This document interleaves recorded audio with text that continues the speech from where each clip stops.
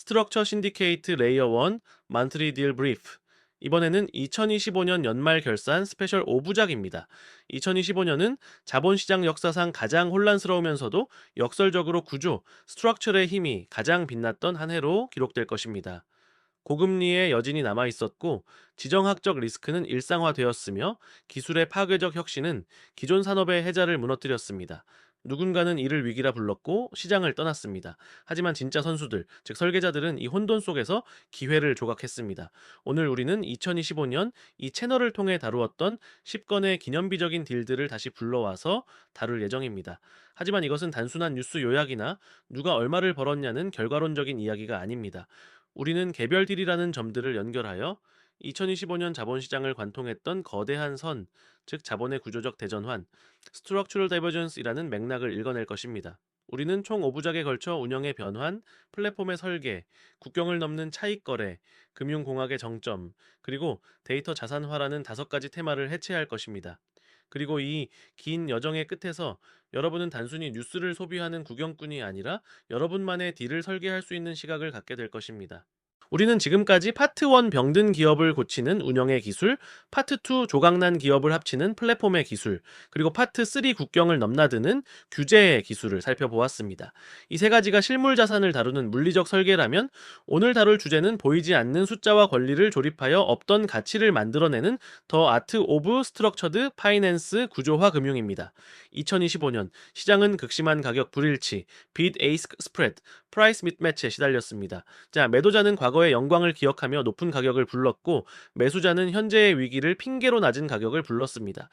이 간극이 너무 커서 거래가 불가능해 보일 때 설계자들은 가격을 깎는 대신 구조를 비틀었습니다.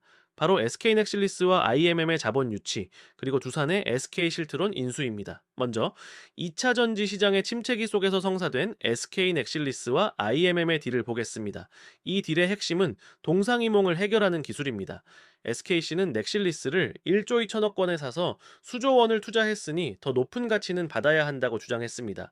반면 IMM은 현재 적자 상태이고 시장 멀티플이 줄어들었으니 그 가격은 말이 안 된다고 맞섰을 것입니다. 이 좁혀지지 않는 간극을 어떻게 메웠을까요? 바로 듀얼 트랙 밸류에이션, 이원화된 밸류에이션입니다. IMM은 계약서 상단, 헤드라인 프라이스에는 SKC가 원하는 가격을 적을 가능성이 높습니다.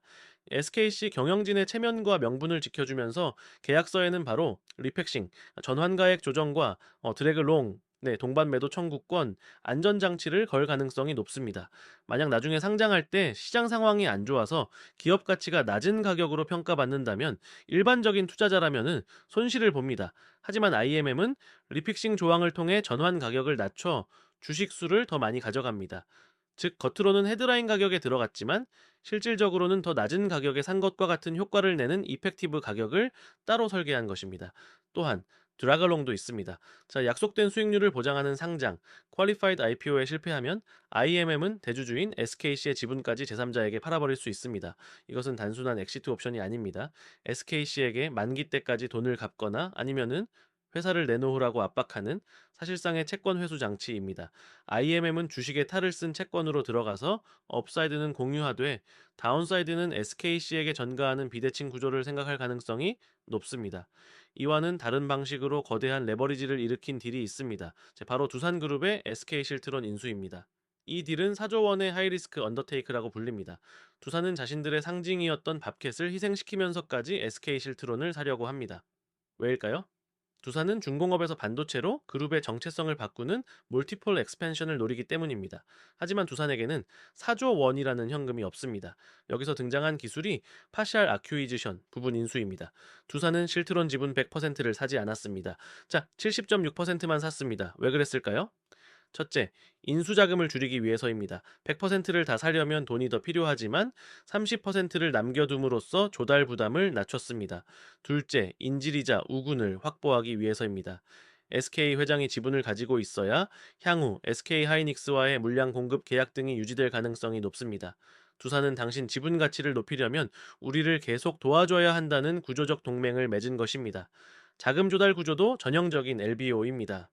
인수 대금의 절반인 2조 원은 실트론의 자산을 담보로 은행에서 빌리고 나머지는 사모펀드들을 끌어들여 채울 가능성이 높습니다. 두산의 자기 자본은 최소화하면서 타인의 자본과 매도자의 욕망을 지렛대 삼아 4조 원짜리 자산의 통제권을 가져온 것입니다. SK넥실리스와 SK실트론 두 딜은 우리에게 금융공학의 본질을 보여줍니다. 첫째, 저희가 가격이 맞지 않으면 명목 가격과 실질 가격으로 분리해라.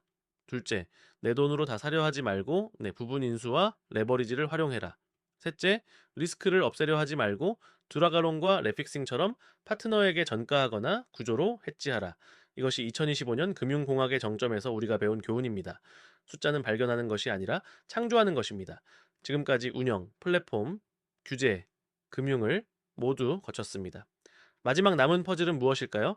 바로 이 모든 구조 위를 흐르는 혈액, 데이터입니다. 과거에는 땅이나 공장이 자산이었습니다. 하지만 2025년 자본은 눈에 보이지 않는 연결과 기록을 가장 비싼 값에 사들이기 시작했습니다.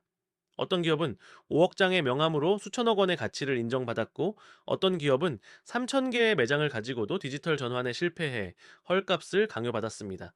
극명하게 갈린 두 운명, 리멤버와 크린토피아의 사례를 통해 자산의 정의가 어떻게 바뀌었는지 확인해 보겠습니다.